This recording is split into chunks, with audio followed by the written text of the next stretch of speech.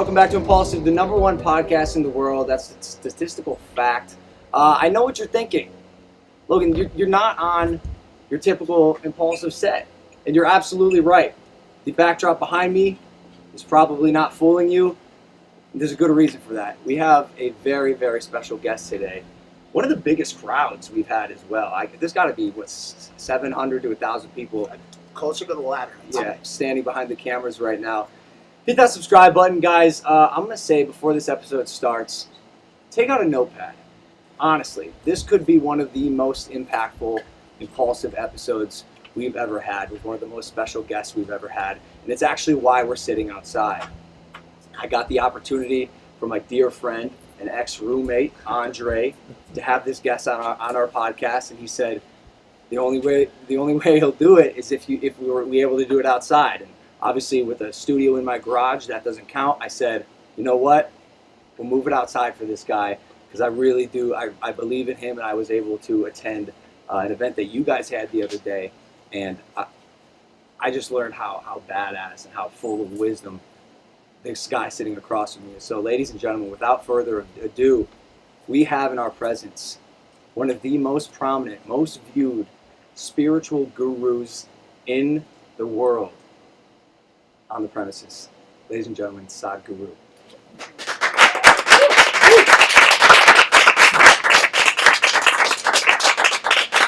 My maid, Maria, found out you were coming. I saw her standing behind the van and shooting me. She was sweating. I said, Maria, why are you sweating? She said, I love this guy. I follow all of his stuff. And she said, I think she's here somewhere. She's right over there. She is so excited for you to be here. And when I was at Andre's, we're all waiting for you to show up. And I don't know what to expect, right?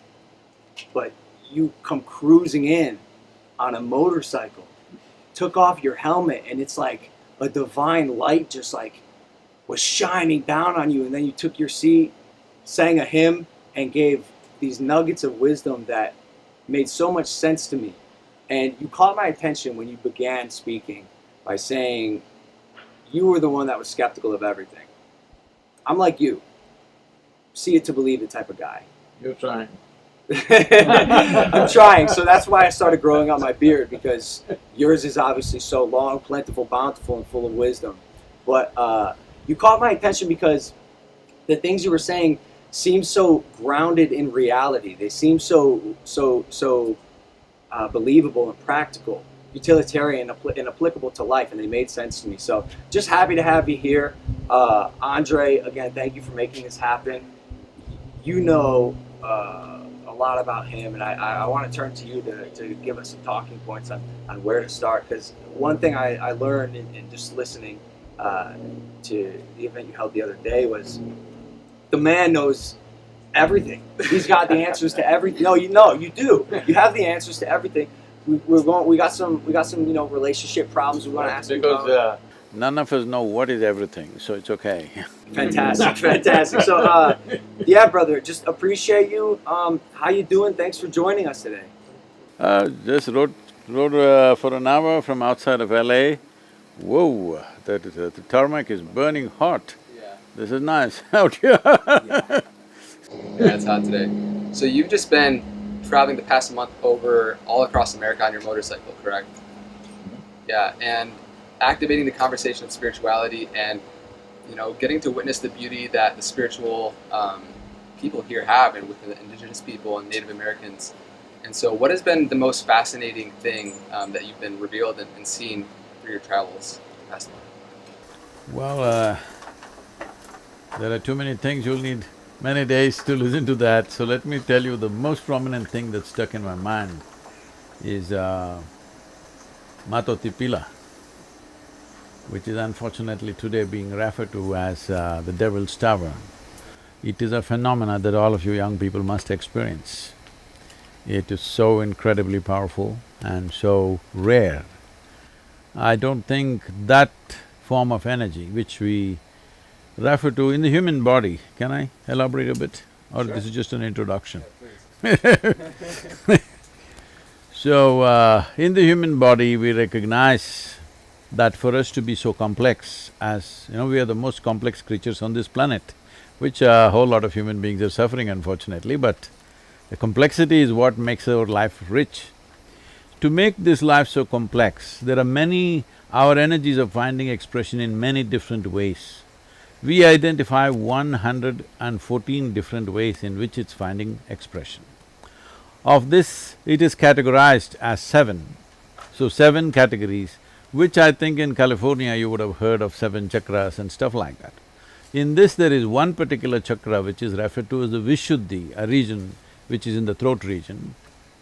This is normally in, I would say, 99% of the human beings, it remains in its seed form throughout their life, it never blossoms, this one aspect. Because if this blossoms, there is such power to that human being that he can touch beyond his physical reach, literally touch, I'm saying. Physically, you can touch life which is beyond your physical reach, you can see things beyond your visual capabilities. So, this is one of the most rarest aspects of human development, which happens only with a very few people who are concertedly focused on that. But here there is a natural structure exuding that dimension in such a powerful way. In many ways, as I've been looking at the Native American culture, their spirituality and how they express themselves, when I see in many ways the fundamental is this energy source, because if anybody wants to propagate or transmit spiritual process, transmit mystical dimensions, it's very important that there's a solid energy source. I was always wondering, where is that energy source? Because we always create one. Before we transmit, we create an energy source which is always like a backup. Without that, you will dissipate yourself. But here there is a natural formation which is standing over 800 feet, phenomenally reverberating. It's a must for all of you young people, you must experience this. I wanna get into how you started this spiritual journey. I found that fascinating when I listened to you speak at Andre's. You were 25 years old. Still am. Still am, I can tell. Multiple successful businesses, and you were praised in the town as being a man of success, a man who had made it. And I probably should let you tell the story about your life. Again. I asked, I'm sure you've told this story so many times, but you know, our audience hasn't heard it, or some of them may have, some of them may have not, and I know when I first heard it, I found it fascinating. So maybe just a brief introduction to how you got started into knowing everything in the universe. I'm serious, he has all the answers. Wait till he starts, bro. So, see, this happened to me when I was just about 4.5 years of age. Suddenly one day I realized, actually I don't know a thing. Don't know a thing means just don't know anything. If somebody gives me a glass of water, I would be staring at this glass of water for hours. Because I don't know what is water. I know how to use it. Even now, you know how to use water, but do you know what it is really? 2 hydrogen molecules and 1 oxygen. Really? That's textbook nonsense. But what are molecules? But what are atoms? Like that? Right now, 2/3 of the planet is water, covered with water, covered by water rather.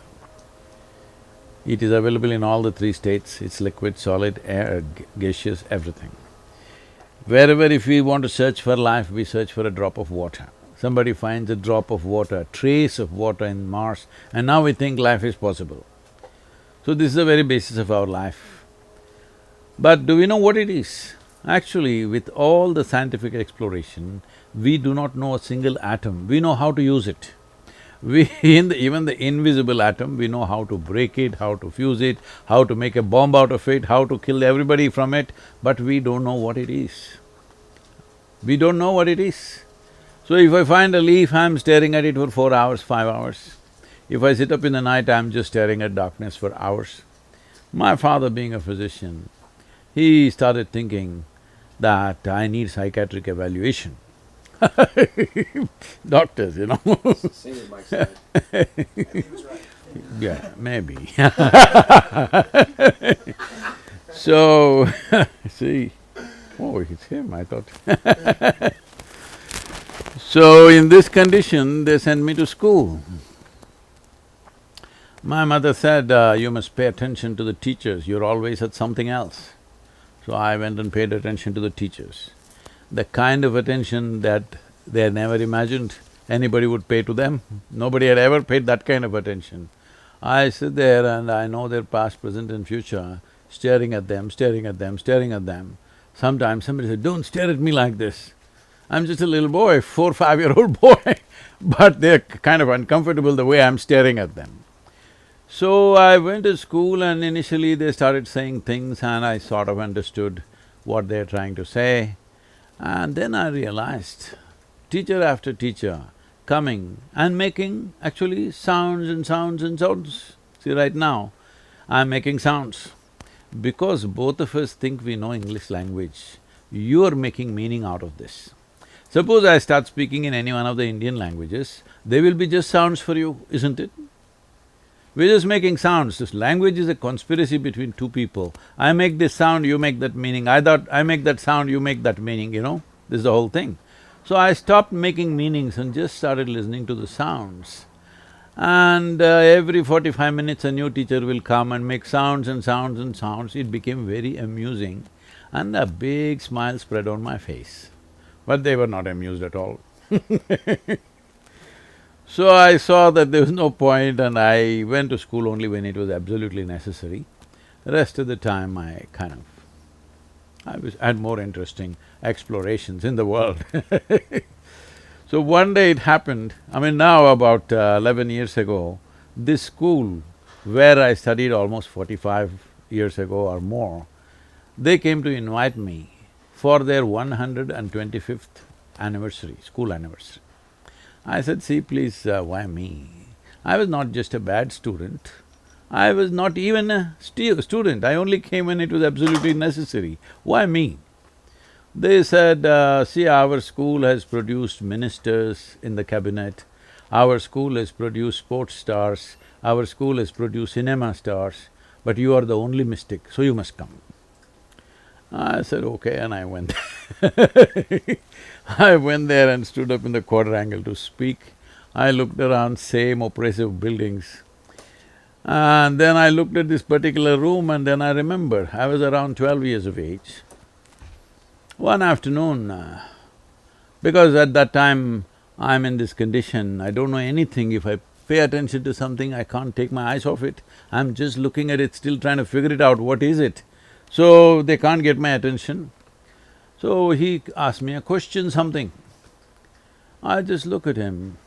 I don't even hear the question, okay? I hear sounds, I don't make meanings out of it, something. Everybody's blabbering something all the time. So I just look at him and he tries to get an answer from me for about 35-40 minutes. He tries hard to make me say something. When I don't know anything, what is there to say? So I was in that condition at that time. For many days I wouldn't speak. Because there's nothing to say, what is there to say? I don't know a thing. So I was just looking at him. After 35-40 minutes of frustration, he got so mad. He came and held me by the shoulder, shook me violently like that and said, you must either be the divine or the devil. I think you're the later. Well, I was not insulted or abused by this. My problem is, what is this, what is that, what is that, what is that? One thing was clear, this is me. This guy confused me about this also. I look like this, what is this? Is this divine or devil? What the hell is this? Suddenly I didn't know what is this. Till now I was okay. I did not know anything about anything, but I knew this is me. Suddenly this guy confused me. So that is when I started sitting with my eyes closed, trying to see, what is this? Well, it took a few years, another 12-13 years, before I realized what is this. And what was that? Huh? What was that? See, right now, what you call as myself is largely the boundaries of your body. We can do an experiment, actually. Can you? Sure, let's do it. So, you hold both your hands together And with your eyes closed, what you do is you intensely rub it like this for about 30 seconds, as intensely as possible. It's gonna get hot. I don't like this. I really don't like this. Sadhguru, my skin is burning. Now hold your palms about 4 inches away from each other.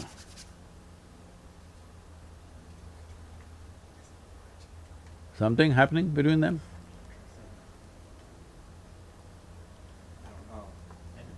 Some kind of sensation happening between them? Yeah. Yeah, my hands are hot.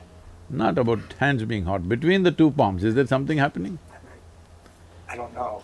Please try it again, not with pressure but with speed. Yeah. It feels like there's like a magnet between the Yeah. two.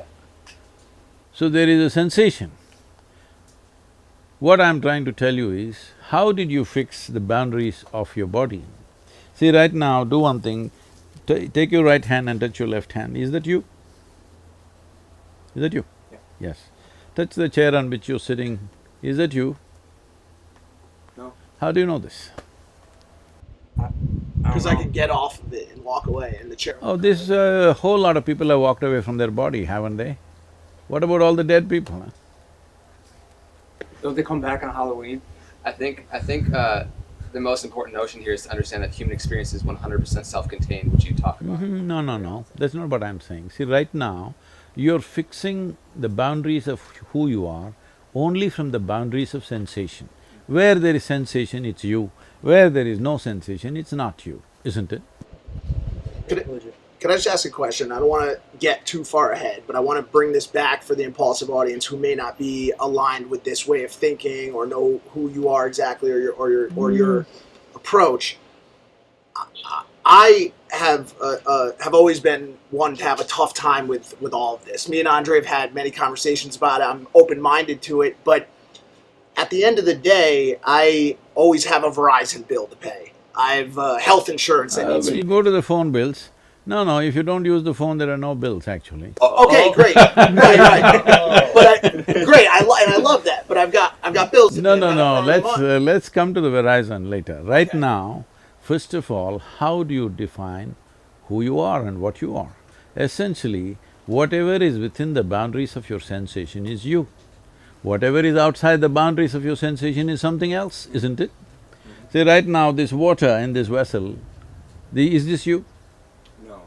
Before paying the Verizon, you need to drink water, all right? Yes. Is this you? No, it's not, it's not. It's not. No. See, like I said, Yes, it's hard for me listen, to even get hi- on your level to answer the No, question, no. is the water in the glass me? It's No, not I've you- been taught that the Yes. water in the glass is not me. Yes, but if I'm you drink trying it, here. if you drink it, will it become you? See, that's where I don't know. No, right now, two-thirds of your body is water. So it, Or- it is me then. It is you. But Okay. then is it still you in the toilet after you pee it out as well? That's up to you to decide. Okay. Then you'll get flushed trying. out. What are you gonna decide?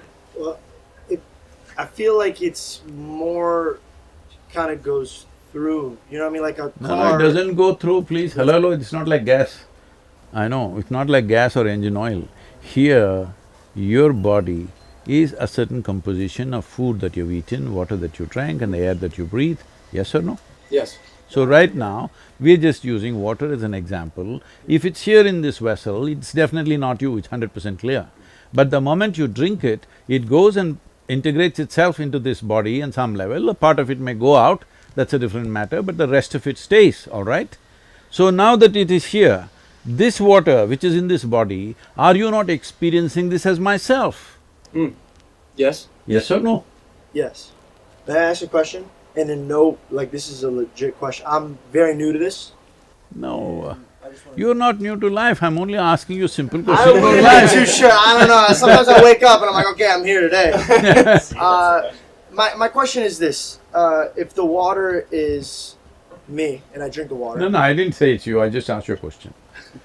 oh, okay. So is it or is it? It not? wasn't. and then Well, you he's drink it. in the middle of a spiel, bro. He's not done yet.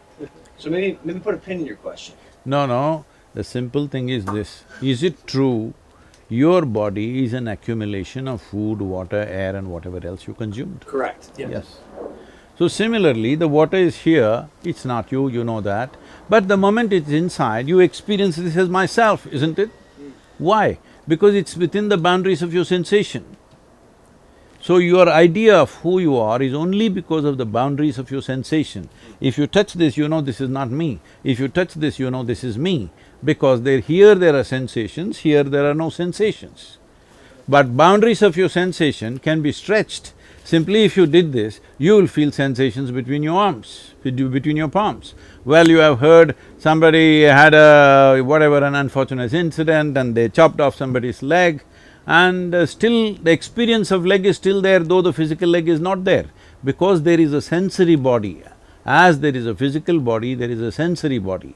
This sensory body, how large it is depends on how intense your life energies are.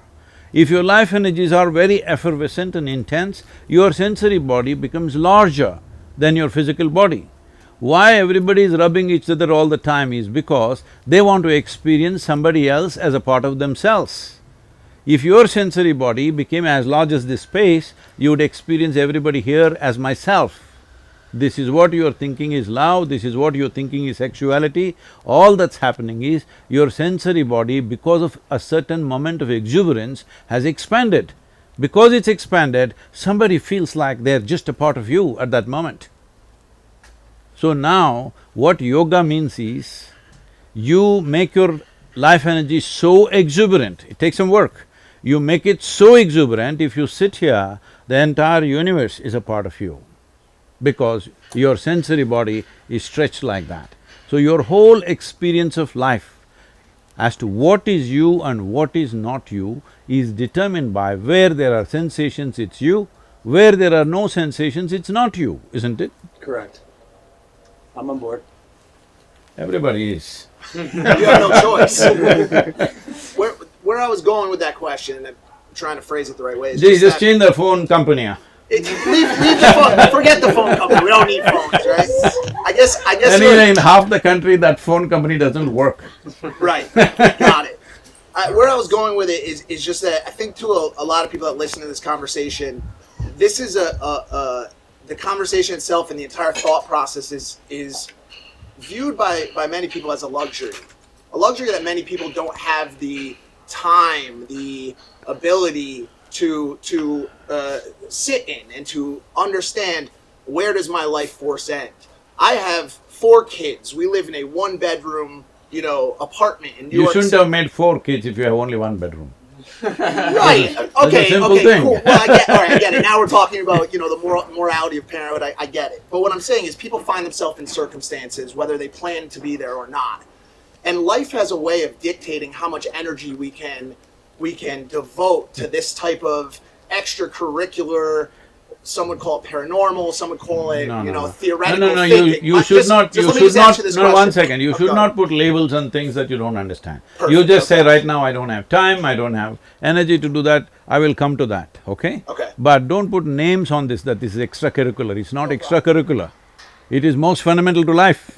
If you want to live a sensible life, it's important that you know at least what is the nature of your existence. Without knowing the nature of your existence, if you try to handle this, you will make a fool of yourself with the world. Right. So now that we know that, Got it. and you ran us through that, now that we know the nature of our existence… No, we don't. No, that's not how it works. That's what you always… I'm the water that I drank. No, you don't come to a conclusion like that. It is opening up one possibility. This is for you to wonder, what is the nature of my existence, which he thinks is a luxury. I'm saying it's like this. You want to handle something, let's say you want to handle this camera. You know nothing about it and you handle it. What will you produce, I'm asking? It's probably some horse shit. Yeah. Yes, that's what life is for most people, that's what he's saying. Horse shit. In one room they had 5 children. Why? There's one room, you should know what to do. I'm with you. I guess my question is, if I go to the grocery store, right, and I get to the register and I'm buying my lettuce and all of my organic vegetables, I get to the register and they say, that'll be $62.50. No, and I this explain to them, organic vegetable and all is too extracurricular, just buy it in Walmart. Okay, so I'm at the Walmart counter and they ask me for $62 and I say, but I have found out the fundamental principles of life and I have a life force that exists in between my hands when I rub them together. What I'm getting at is, how do you enthrall and ignite the masses to take part in this conversation about what life means? That's where I was trying to get to with this whole question. That's what I was taking a long See, route. I want you to understand, you're dismissing a whole lot of human beings as masses. There are no masses, there are individual human beings everywhere. If you have the patience, if you have the compassion, if you have the involvement, even if you go into the slum, there also there are individual human beings, there is no slum dwellers there. Hello? Yes or no? Yes. This mass of people, there's no such people. There are individual human beings. Every one of them is concerned about his or her life. Every one of them want to live well. I'm saying, if you want to use the camera well, the first thing is to read at least the instruction manual, even if you don't go for a training, isn't it? Hello? Isn't it so? So I'm just talking about the instruction manual for such a complex machine that's been given to you. The most sophisticated technology on the planet is this one, the human mechanism. Without knowing a thing about it, if you think you can handle it well, you cannot. If I can just interject here real quick, I think that for me, when it comes to spiritual seeking, it boils down to the question of who am I, right? What is the nature of my existence? And the pointing, right, is to understand who I am, I have to first understand who I am not. And so I feel like he was touching on, like, most people are so identified with their mind and their body processes, and they think that is them. And so I think what he was trying to do is give a distinction as to the separation of who you are and what your mind and body are. See, that is one aspect. First of all, I'm saying, if you want to conduct anything well, will you conduct it well if you know everything about it? Or will you conduct it well if you know nothing about it? Former. That's all. You want to stand in the grocery line, if you are smart, you will never stand in the grocery line. I have not stood in a grocery line for years. All right, for decades. Right. Why? Because you grow your own vegetables. you You have a green thumb. It doesn't matter, but somehow you will not end up doing basic things for the rest of your life. You will get to do something better, because every human being is wanting to do something better, wanting to do something bigger, wanting to live bigger, yes or no? Yes, but I don't think many human beings are willing to activate on their desires. I say this all the time. Everyone wants bigger, better, Yes, faster, that's the whole thing. more expensive, more valuable. They are only complaining like this. Right, but aren't willing to do what it Those takes who are to willing make it to happen. understand what is the nature of their life and act upon it. So the curiosity that would lead to the answer to that question, and it sounds like what originally drove you to meditate on that mountain, because I know, again, at 25 years old, there you had a spiritual awakening where you said every cell in your body was some sort of ecstasy. You had no sense of time, and you kept having these revelations. And one time you sat outside for 13 days, and you opened your eyes. You thought it had been what I think you said 25 minutes. So did that sense of curiosity? Is that what led you to go down the path you went? See, we must understand, it is intrinsic to human intelligence to want to know something more than what is there. If you leave your dog out here, he's just sniffing out everything. Even he's curious, he wants to know everything that's there in this garden. What's wrong with the human beings? The only thing that's wrong is they've arrived at too many conclusions, either because of religious beliefs or philosophical beliefs or ideologies or some nonsense that they've concluded, and they've lost the sense of the intrinsic nature of your intelligence is wants to expand, wants to know. This is not somebody has to teach it to you. This is natural. You leave a child, it wants to look at everything, isn't it? So where did you lose it? Because you made up your philosophies of socialism. If I can just riff on that just for a second. For me, when I was growing up, a lot of my friends called me, like they gave me the title of truth seeker, and it was because I asked so many questions relentlessly and tried to poke holes in what a lot of people would say. And You're really unplugged, huh? Just plug in. You can do it. I believe in you. Carry on. And so you speak about how creating conclusions and beliefs about the world, when if you really scope out and take a macro view of like we really don't know what's going on here within humanity, if we scope out and we see that we're a blue marble hurling around a gasifier at incredible speeds, it's like take yourself back and realize that the beliefs that I made about just dogmas and religions and politics and everything that you hold so close is hindering us from being able to look at things for what they actually are. And so if you could just speak on how creating beliefs and conclusions about everything destroy our ability to seek, I think it would be very valuable. See, when you say, I believe something, what does it mean? I'll ask you a simple question, can I? Sure, of course. Extracurricular question.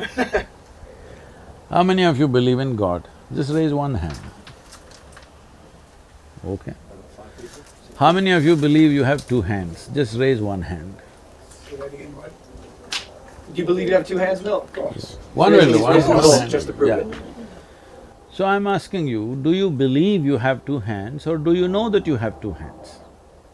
Both. Really? Yeah. How is both? If you know you have two hands, where is the need to believe you have two hands? One follows the other. No. Why not? If you know something, why do you have to believe it? If I know something, why do I have to believe it? Yeah, you know it? I believe one follows the other. No. I believe the truth. I have two hands, that's the truth, I believe it. See, the word believe essentially means you do not know something, but you believe it is so. Sure, but you could believe and know something. See, I believe you are a good guy. What does it mean? So you don't know that. I don't know. And that's what I'm saying, I don't know. I don't know what you are, but I believe you're a good guy. Okay. I believed he's nice and I went to him and he was terrible. So are you saying forget about the belief and just No, stick I'm to not what we saying. know? But first understand the distinction between knowing something and believing something. Got it. So whatever we do not know, it is most wonderful of you and human of you to see I do not know. Because I do not know is a tremendous possibility. Tremendous possibility. The moment you destroy I do not know, your entire learning and expansion process has come to a cease. And this is what you're doing with your belief. That you believe this, you believe that. All these days people were saying, I believe God. Now they're saying in California, I believe in myself. I don't know what that means. Well, I believe in God, and I do know that there's a God. Hmm? So you're saying to sacrifice my belief? I am not asking you to do anything, I am asking you to look at the distinction between knowing something and not knowing something. But do you feel like this would be tricky for Christians, saying that I don't want to get into a religious debate here. All I am saying You brought up is, religion. there is… No, I am talking about belief, I didn't even talk about religious You belief. said other religions are nonsense. When? Like right before you got into this I don't room. think Was I don't that the think term said that? that. Yeah, No. I promise. I could replay it. I don't Really? think you Did he could. use that I don't term? think you can. You can say that. I didn't say that. I'll check it, but yeah, I promise. No, he He didn't goes, say yeah, that. but yeah, I promise. What, can I ask this? You believe that I said it. I did not say it. We knew this was going to happen today. We're not experts. Just bear with us. I'm going to stand by my co-host here. He's going to eat shit on that one. Okay. What is the metric for which something goes from belief to knowledge? Is the Not knowledge. I just want We're to talking about knowing. right. So Let me Is make the- a is- distinction between knowledge and knowing. okay, is the Knowledge is an accumulated information. I know this and that. By knowledge means I have accumulated information. Today everybody is knowledgeable about everything. This doesn't mean to say they know it. They know it through the phone screen, everything in the universe, but they don't know it by experience of anything. So knowing is by experience. I have two hands, is my knowing. I know it is there, all right? Even if I close my eyes, it's there. If you argue with me, it's there. It's there anyway. So belief is something else. Right now I know something, I do not know something. These are two facts of life. If you live in truth, you will know some things, you will not know some things. What you do not know, naturally your intelligence will want to know, you don't have to seek it consciously. The moment you see I do not know, your intelligence will start working. The in-between thing is, what you do not know, you want to believe and make yourself feel like you know it. And that's caused tremendous trouble to human beings, assuming things that they do not know. I think that's one of the biggest problems we're facing right now in our country. I don't know how long you've been here, but I think it's safe to say America's probably the most divided it's ever been, especially with the pandemic going on. Well, you had a civil war, this is better than that. Yeah, it is better than that, but I wonder how close we are to something like that happening. No. Truthfully, we Election the time, riots- everybody gets hot, it's okay. I wanted to build off Sure, of his knowing versus believing. I don't remember which school of thought, if it was Plato or Aristotle, but do you believe that all knowledge comes from what is gathered by one of the sensory parts of life, by one of the senses? Is that your belief? You see something, you believe it. You smell something, you believe it. Or is there room for faith? Is there room for metaphysical understanding of certain things? Do you leave that open, or do you have to experience it through one of the senses? See, if you go by your sensory perception, right now I touch this and I say, it's cool. No, I don't know what this is. Only because it's cooler than my body, I'm saying it's cool. If somebody else who is much cooler than me touches this, they'll say this is warm. Yes or no? Yeah. So I'm saying your experience of senses is a very relative experience. It's good enough for survival, not good enough for knowing the nature of what it is. For survival process, you're seeing, hearing, smelling, tasting, touching, which is what you're saying. To go to the grocery store, all this is good enough. But if you want to know what it is, you cannot know through your senses. How do you know? I want to get into that. How do you find out what it really is beyond your senses? What's the practice that gets you there? It's not about a practice. First of all, see, if you want to cross a border, first you must get to the border, isn't it? Right now you want to go to Mexico, you can't go from here, you must at least get to the border first. So if you want to know, this is why I started with the border, but you went into something else. I said the border of your experience is sensations. If something comes and touches, it's a sensation. If you see something, it's a certain kind of sensation. If you smell something, it's a certain kind of sensation. Everything in your experience is sensation. It may not be sensational, but it is sensation. That is why we are calling them as sense organs. They create sensations in the system. These sensations are vital if you want to live in this world, if you want to survive in this world. Otherwise you wouldn't know anything. Suppose you had no ears, eyes, nose, nothing. Would you know what is here? Nothing, isn't it? Total blank. You fall asleep, what is happening? Your heart is beating, your liver is functioning, kidneys are functioning, everything functioning. Now they're telling you even your brains are functioning. But you don't know a thing simply because all the 5 gates of sensations have closed down, isn't it?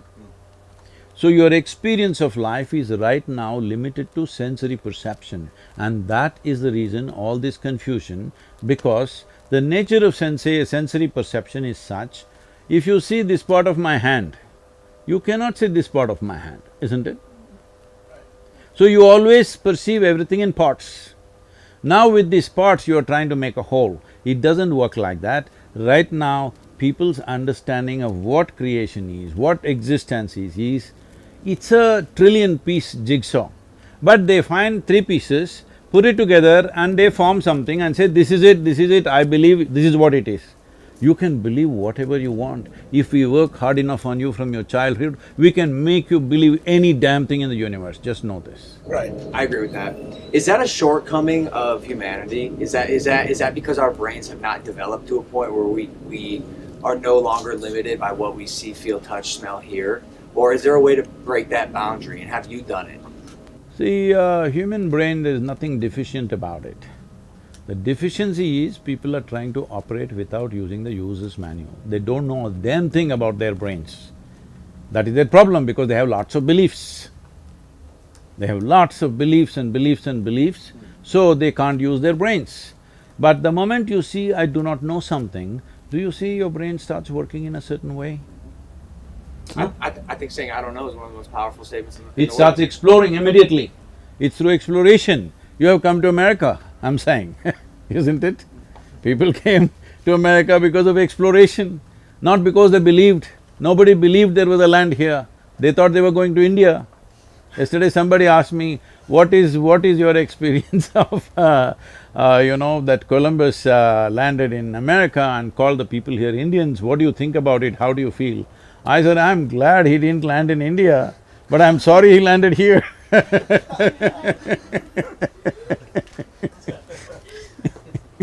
talk about this necessity for curiosity and this I don't know or questioning. See, don't use the word curiosity. Okay. Curiosity is a very surface thing. Okay. But when you realize I do not know, there is a pain of not knowing. Right, and it leads to that questioning, right?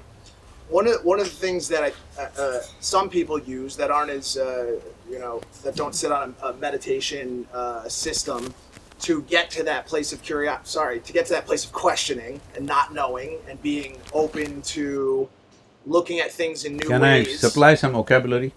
What's that? Seeking. Seeking. Thank you so much. Like I said, brand new to this. One thing some of these people use is mind-altering drugs, ayahuasca, psilocybin, surgic acid. What are your thoughts on getting to this place of understanding through alternate means? See, it's like you can jinx the brain to create all kinds of experiences. Just by strongly dreaming about it, you can do it actually. People do it. You can hypnotize somebody and make them go through all kinds of things. If you're only hunting for experiences, it's fine. But what I'm talking is not about hunting for experiences, a genuine exploration. If you put on a VR and sit here, you may go to Mars right now. But you've not gone to Mars, that's all I'm saying. So by making some chemical changes forcefully, by introducing something, whether it's of natural origin or it came from the backstreet of something, it doesn't matter where it came from, you stimulate something chemically and an experience happened.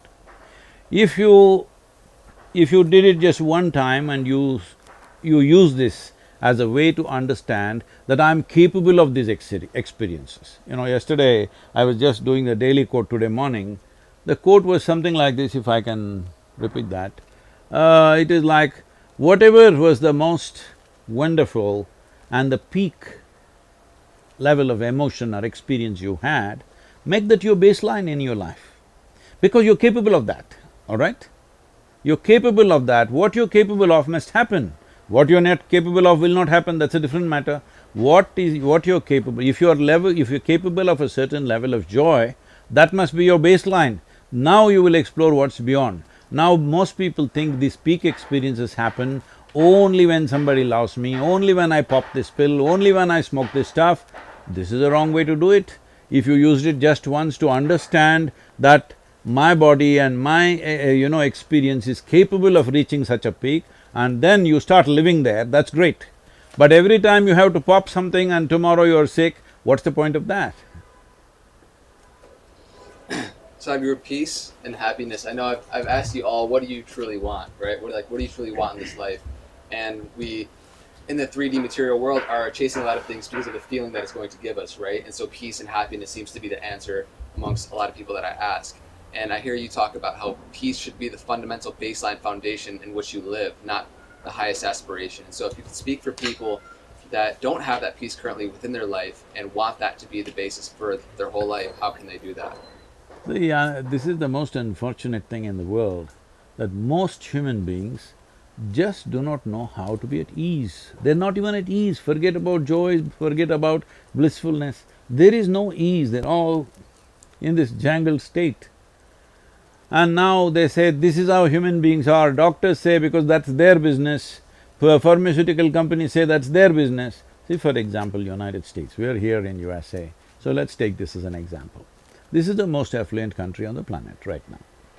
Why does an individual person or a society or a nation seek affluence? In the first stage of affluence, it's a choice of nourishment. I can eat what I want. If I'm hungry, I'm thinking of money. Why? Because if I have money, I can eat whatever I want. In the second level of affluence, it's the lifestyle. I can live the way I want, I can do things that I want to do. So now in the most affluent country where there is a choice of nourishment and a choice of lifestyles like nowhere else, why are you spending $3.25 trillion as your health care? Something must be wrong with you. Hello? When you have a choice of nourishment and choice of lifestyle, why are you sick, I'm asking? $3.25 trillion is more than India's budget, all right? Annual budget for 1.2 billion people. So where do we go wrong? That's what we are looking at. No, it's not about greed. The problem is, without understanding, if you do not know how this camera functions and you use it, I'll assure you this is going to break down in 3 days. Yes or no? One who knows it, they may use it for a lifetime. One who does not know it will break it in 3 days, yes or no? That's all you're doing.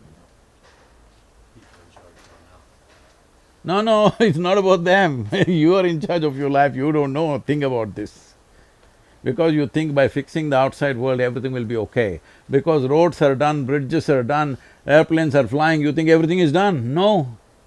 A human experience essentially happens from within you. Outside conducive atmospheres we want to create, that is there. See, it's like this. If you look at it, he articulated this in one way. Essentially, what is it that you want? You want pleasantness of the body. If body becomes pleasant, we call it health. Do you want it? So badly. Yes. If it becomes very pleasant, we call it pleasure. If mind becomes pleasant, we call this peace.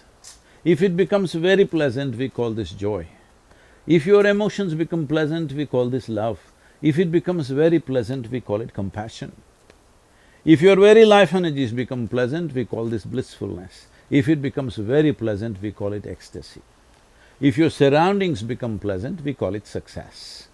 Only to create your surroundings in a pleasant manner, you need the cooperation of all these people.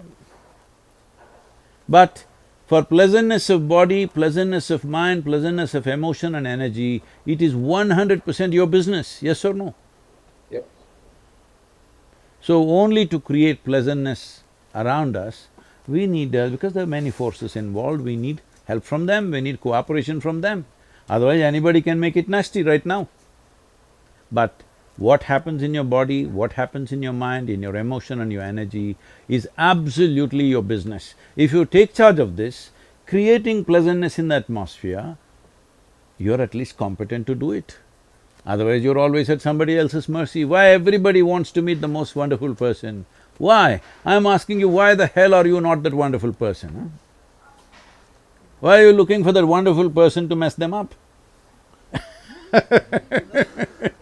Andre brought up something which is near and dear to me, and this is this fight or quest for inner peace. And you speak about this a little bit, and you speak about people's inability to understand and to not ask the right questions or to not seek properly.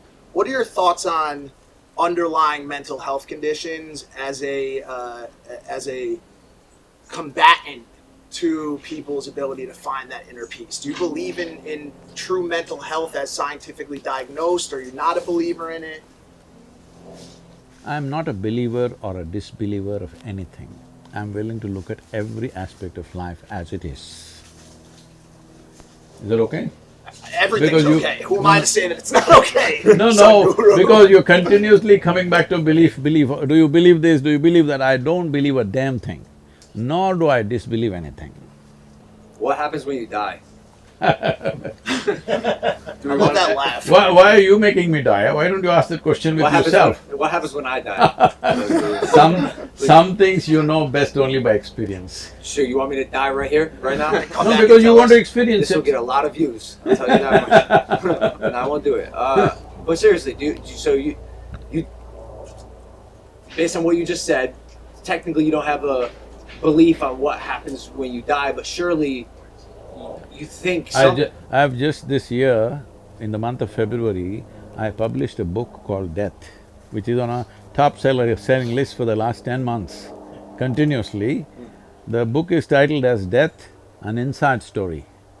It's only for those who shall die. Great gonna marketing. That's gonna Great be plus marketing. how could they Everybody's read it? like, this book is for me. 100%. Of I'll take course. And it. You're a great marketer, Sadhguru. What happens when I die? Well, maybe not me, but like, does one go to heaven?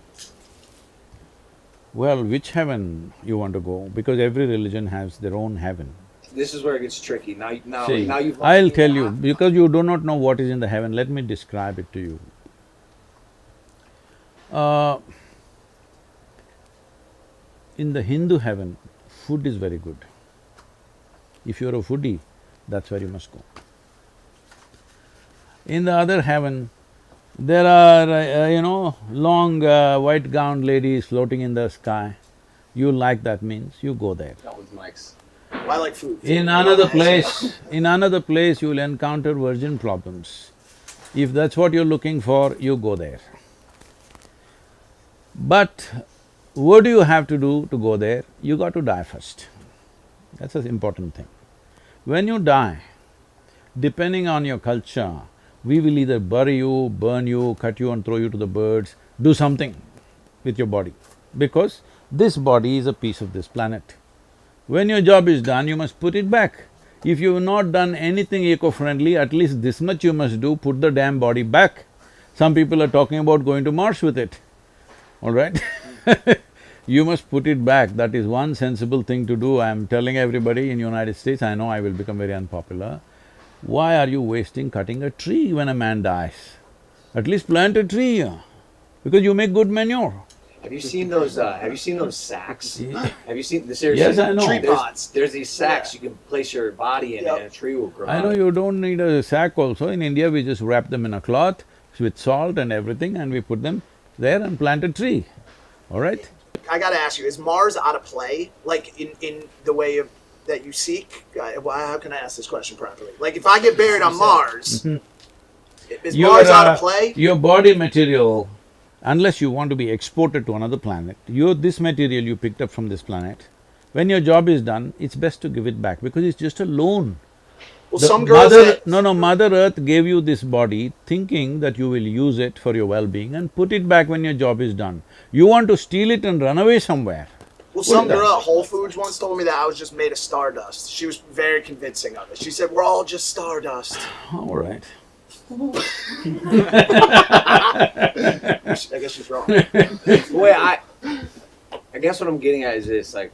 Let's finish this. Okay. So, these are all different offerings in the heaven, Sure. but this thing is you must die first. When you die, we put your body here no matter what. In which form we put it somewhere, either in a sack or a box or whatever, we put it here.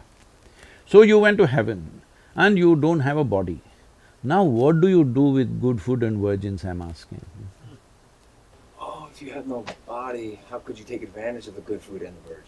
I thought just like it's like spirit food. Well, here's why this is tricky, because say you die at a very young age. Seriously, this is where I get confused. What goes to heaven? Your soul? Great. Is your soul, Which soul, right or left?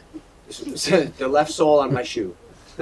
Is it the soul… something unfortunate happens, a 5-year-old dies. Does the soul of the 5-year-old go to heaven or hell as a 5-year-old soul? See, Does it go as the soul the at problem age you is passed there is no line between what you know and do not know. That's why all this confusion.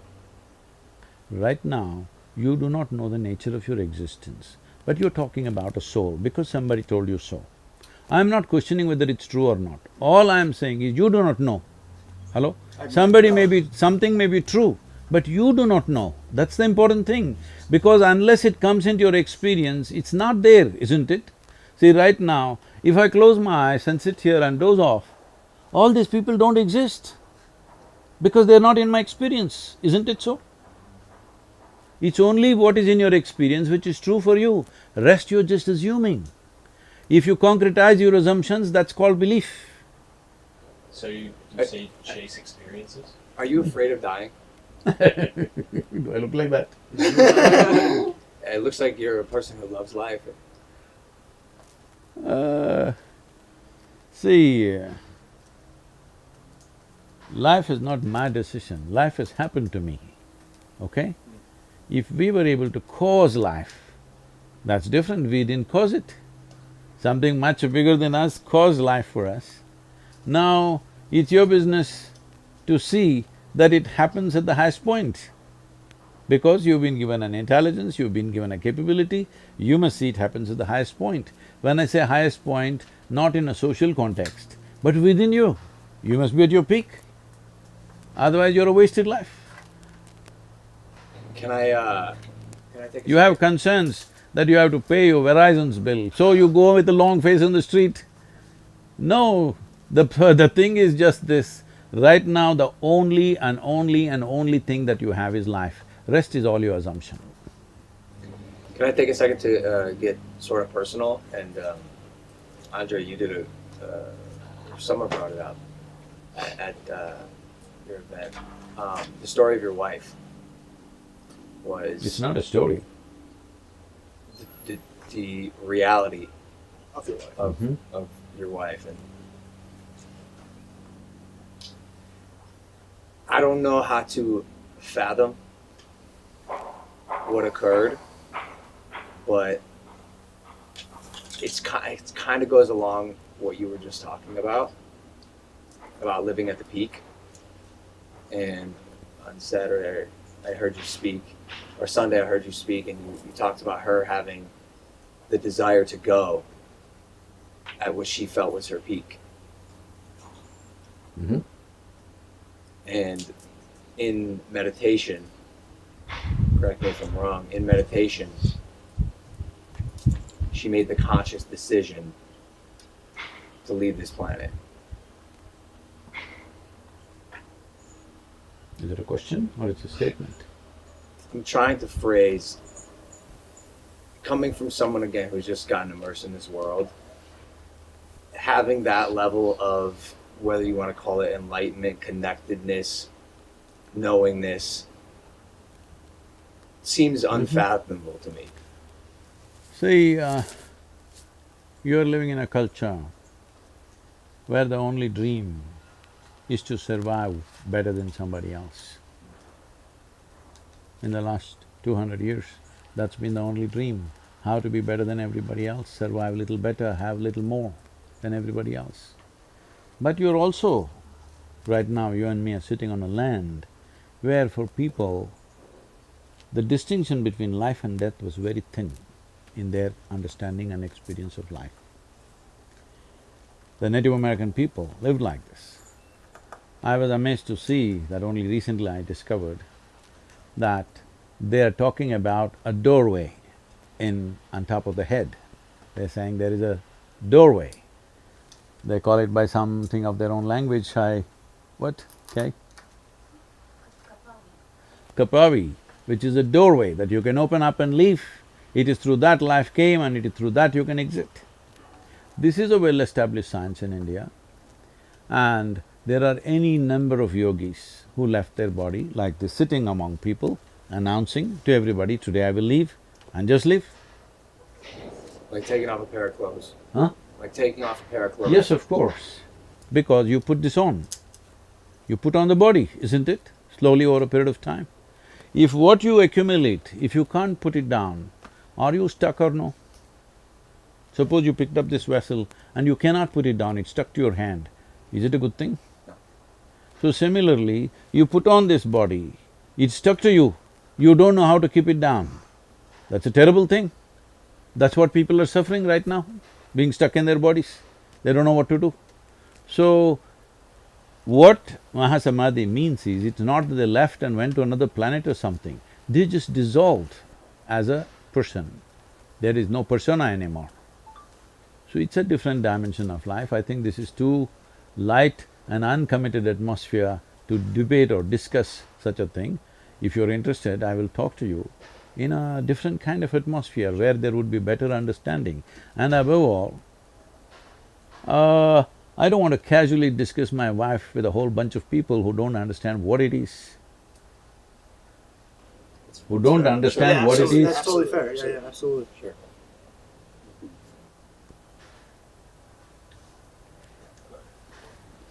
Again, I feel like that can go over a lot of people's head. Anyway, this question came up the other day also, it seems to be bothering all of you. Let me put it this way. The other day also somebody asked a question, I don't remember who, and they said like this, it happened, will you not marry again? So I'm saying, I don't come from that kind of background. One person falls off, pick up another one tomorrow morning. I don't come from that kind of thing, because life's melded in a certain way. And that person evolved to a point where I did not imagine that that person would evolve like that. beyond my imagination, beyond my expectation. Something was done, something that is considered so phenomenal and sacred in the entire culture, and in the yogic culture it is always considered that way. So, when the atmosphere is like that, I don't want to sit and discuss my wife with all the people, all right? I totally get it. I'm sorry if I overstepped any boundaries. I just, that whole thing is fascinating to me. And Yeah, I think you know, from religion to responsibility, from solace to solution, I hear in these conversations, and I'm really curious with the privilege that we have right now in this gathering, and with Logan's influence and the influence of many people that are watching this. They don't know where to begin.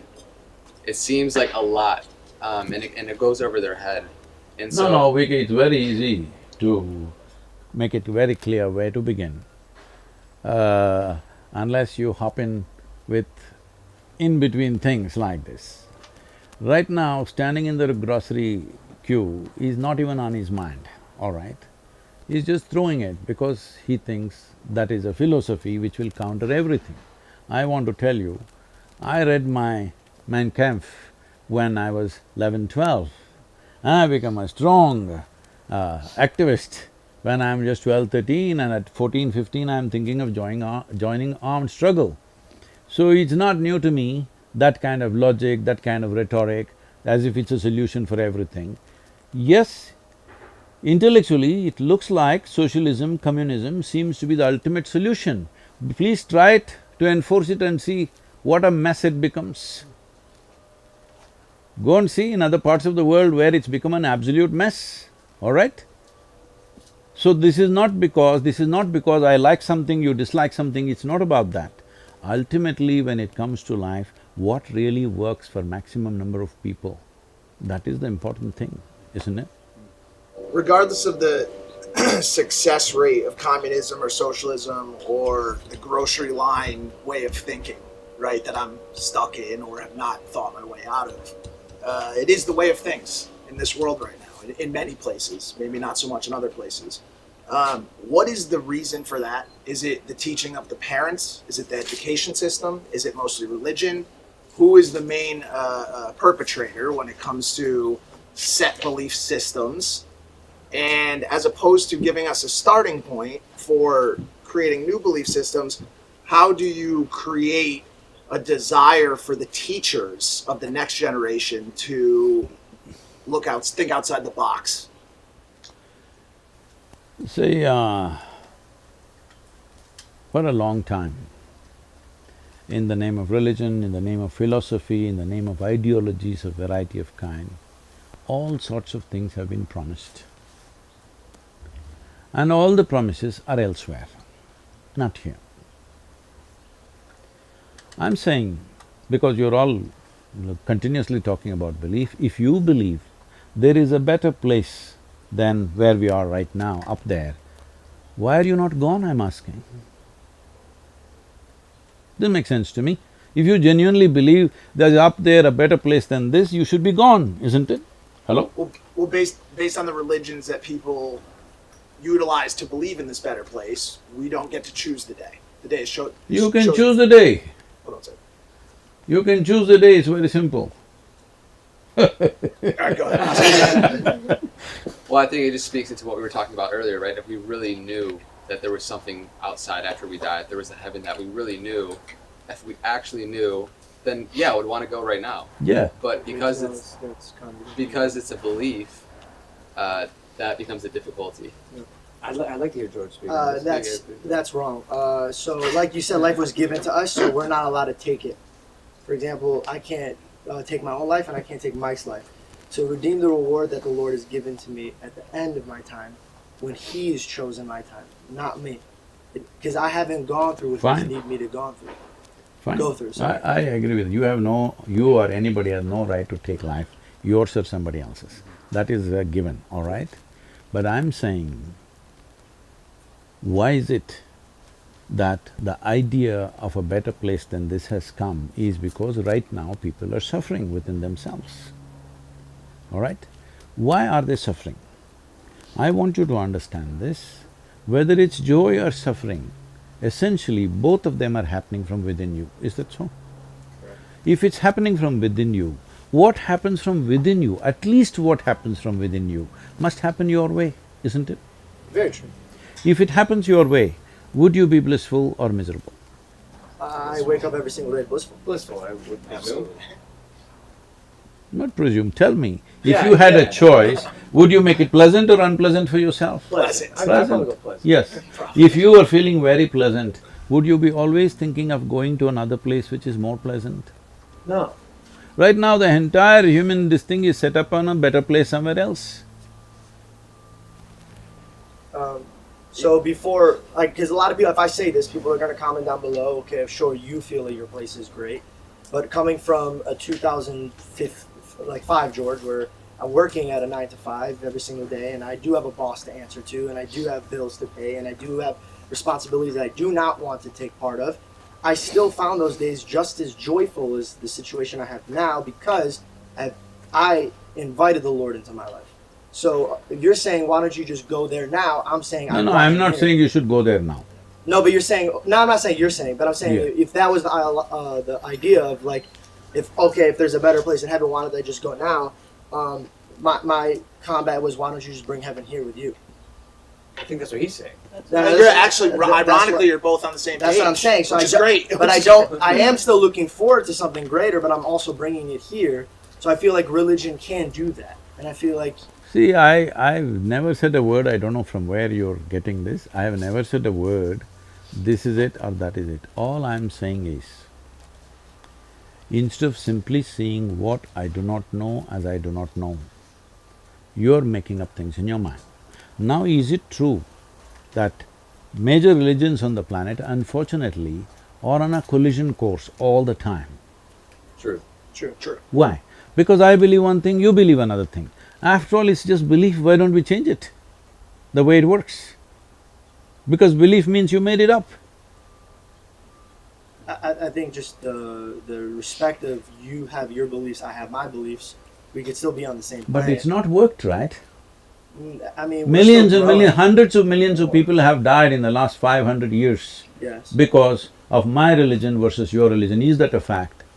True. Yes, and I want you to believe, I want you to know this, that all these people genuinely believed that they're doing the right thing when they killed other people.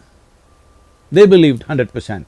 Right now, that man who goes and explodes himself somewhere, he believes… See, anybody who stakes his life for something, you can't question his integrity, isn't it?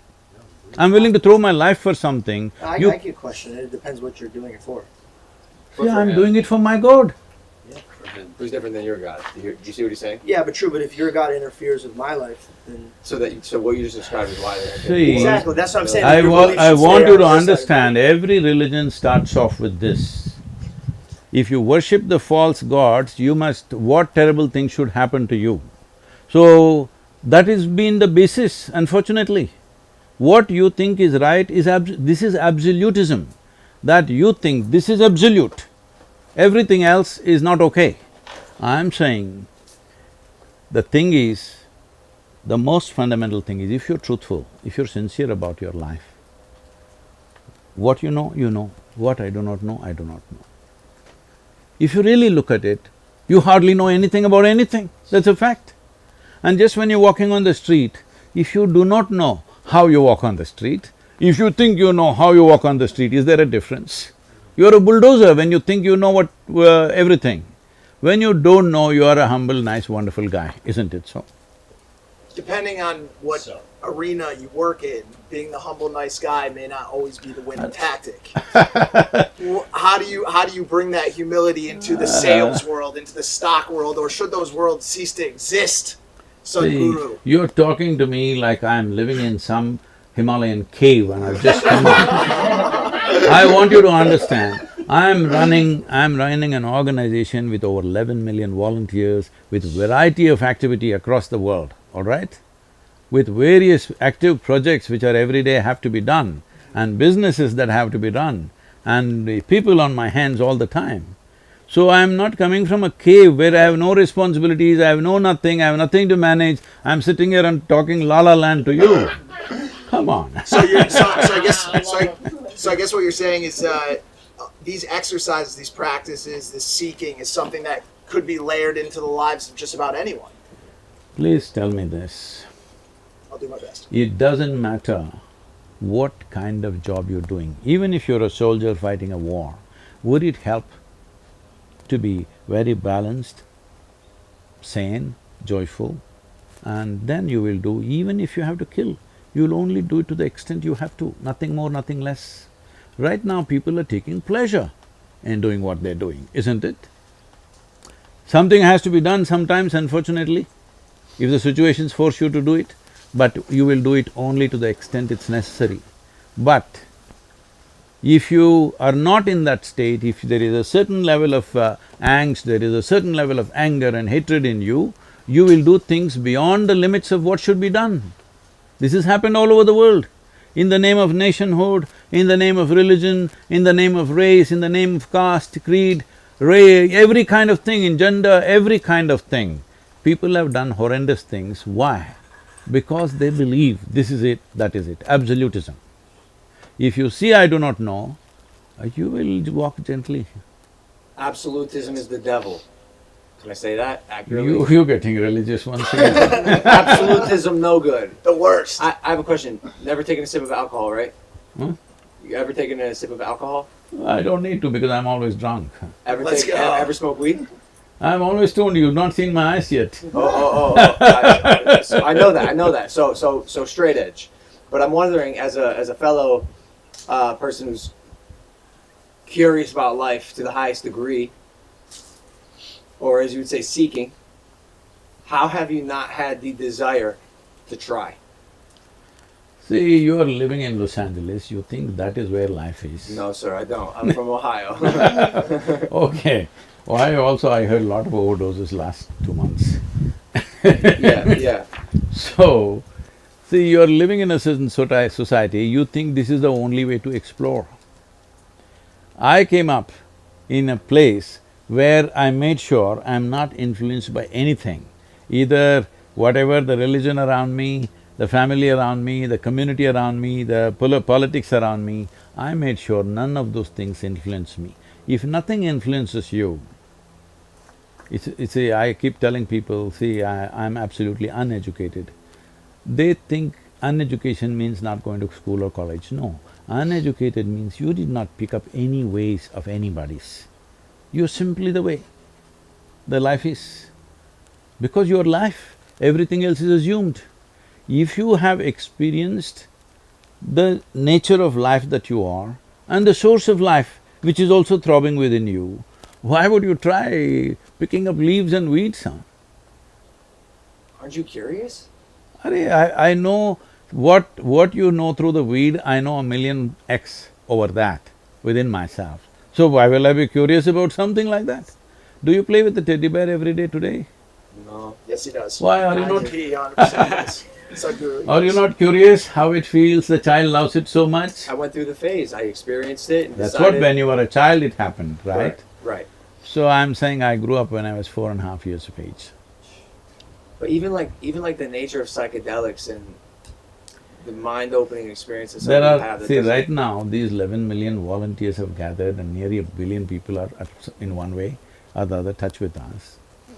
See, I'm not selling tickets to heaven. I'm not offering miracles, pulling out gold chains from the sky or something like that. No miracle, no tickets to heaven, no anything. Why do you think they're gathering? Because I'm giving them dope.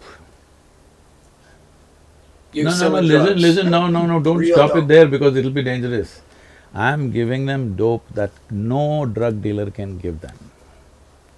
If they close their eyes, they are gone. I know you're big on semantics. Huh? So semantics?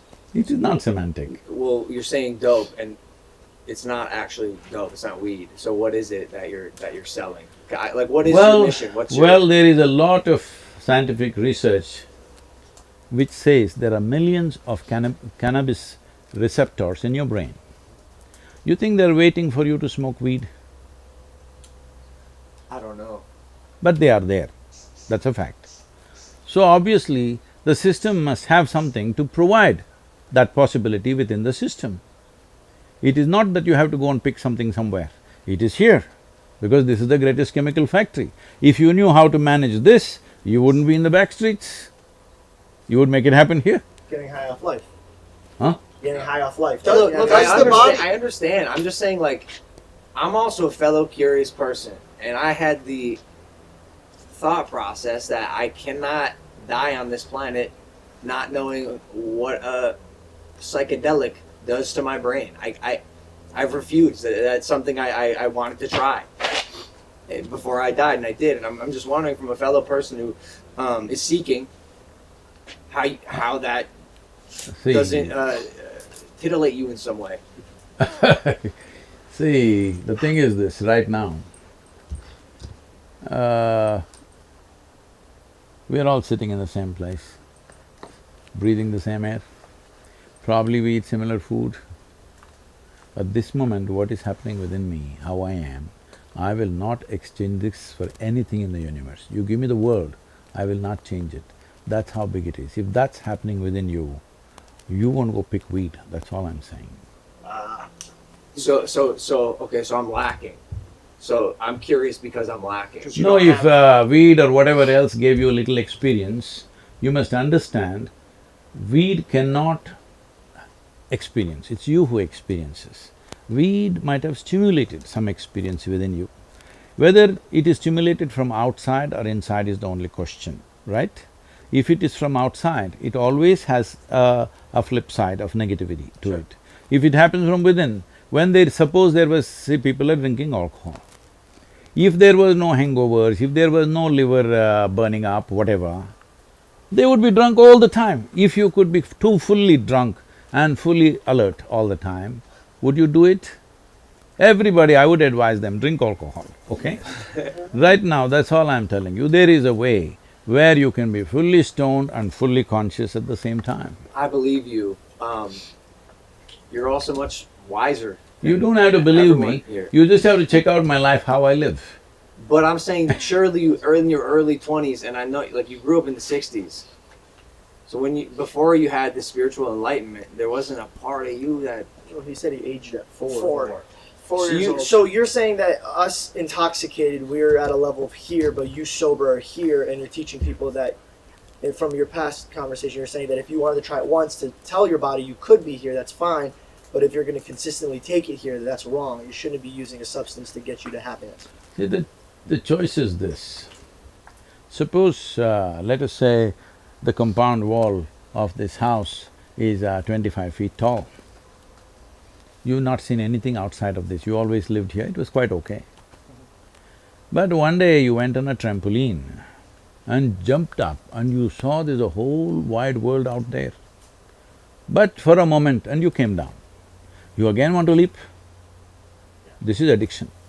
You want to leap and have a little glimpse, So, what we do is, we don't put you on a trampoline because we know you will fall back. We teach you how to build a ladder. Nothing romantic about it, nothing exciting about it, building a ladder.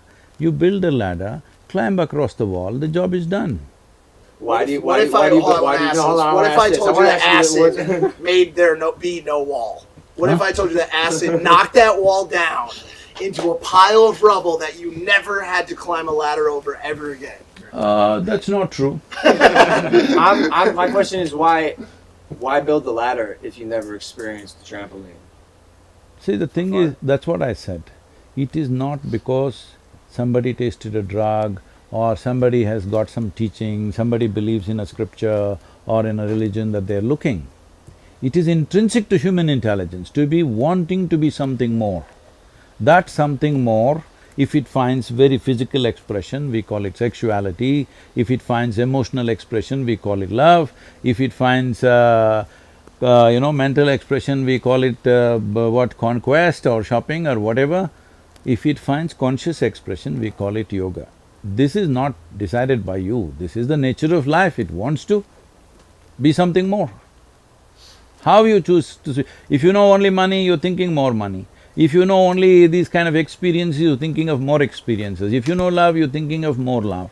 If you know knowledge, you're thinking of more knowledge. Whatever you know, you're trying to hit the peak with that, right? How do you know you found the one?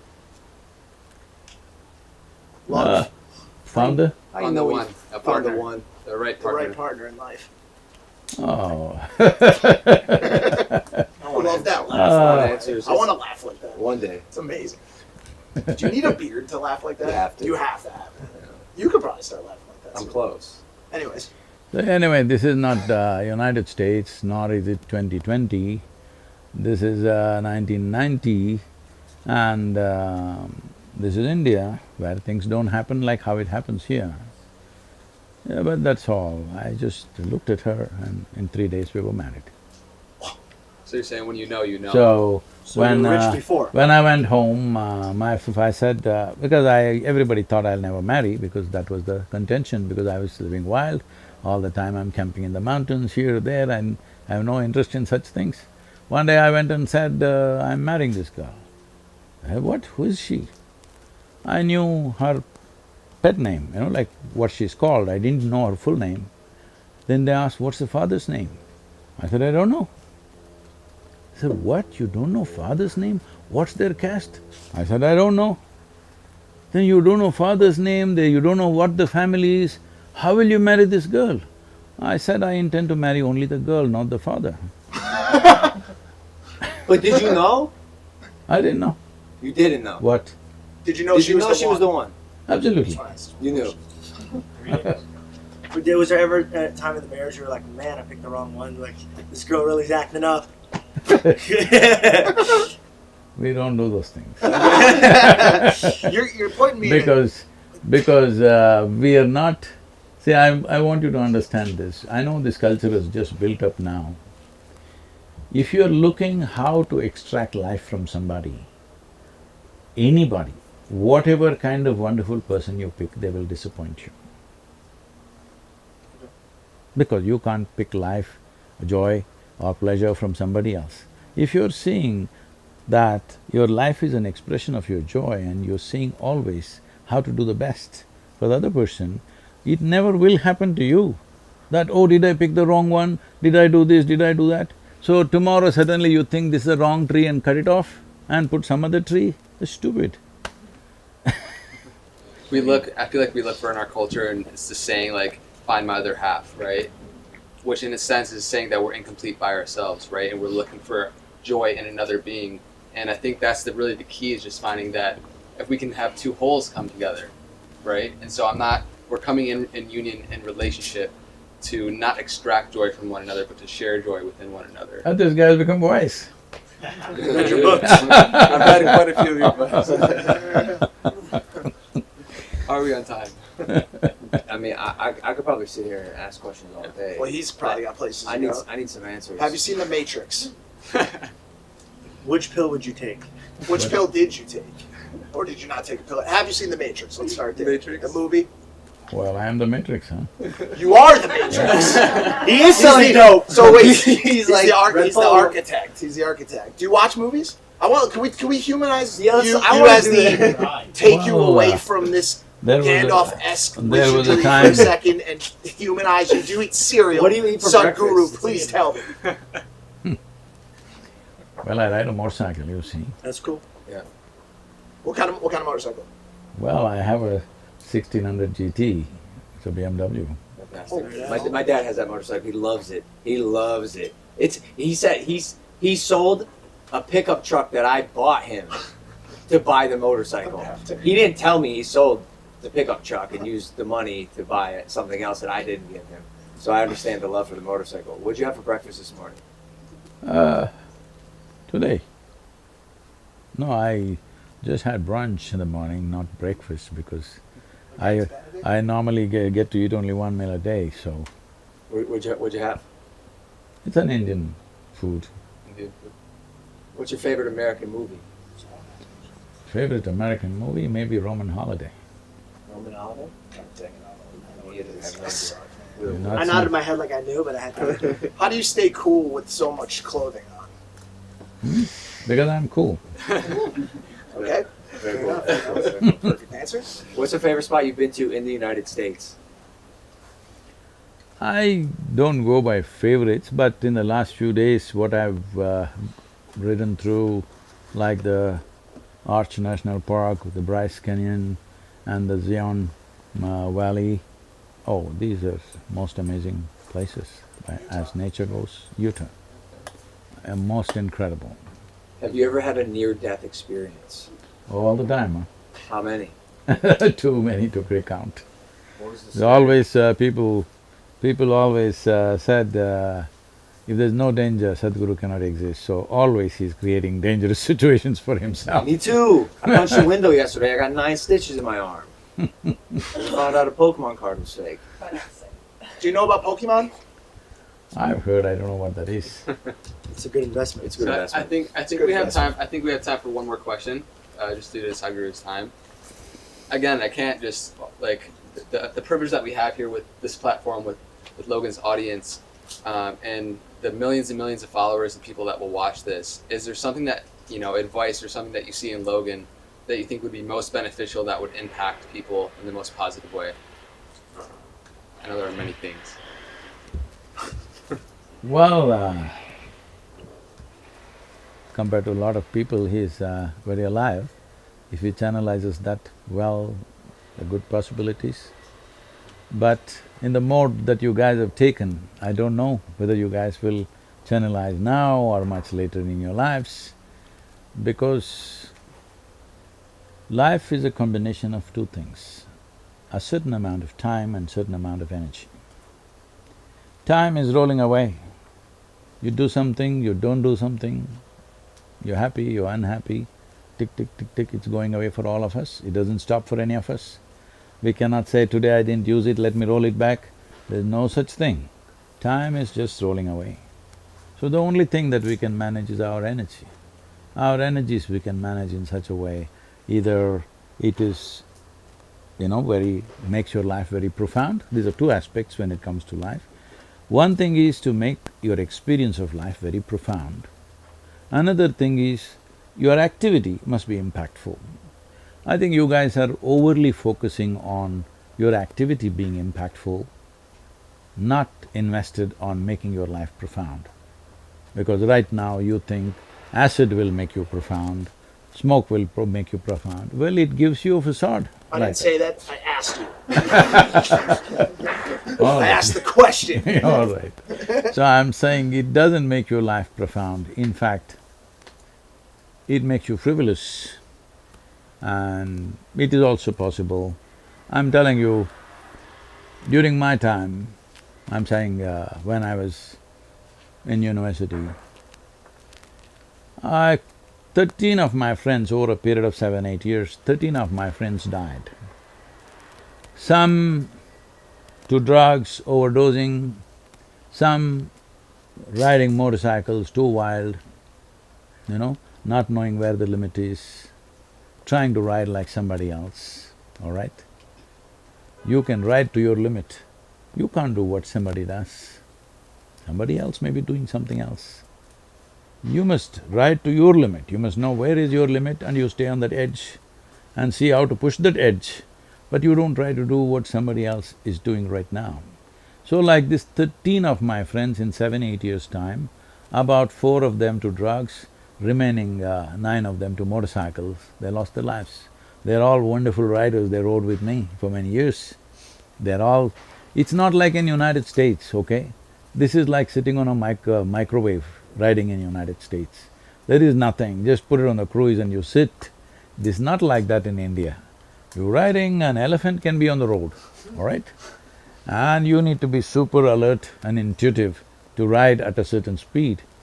These are good guys, very good at what they're doing. But somebody drinks and drives, rides. Somebody thinks he can smoke and then ride, smoke up and then ride, like these kind of things. Or somebody, at any cost he wants to go ahead of somebody, whatever. Essentially not calibrating your energies right. Those who died, died.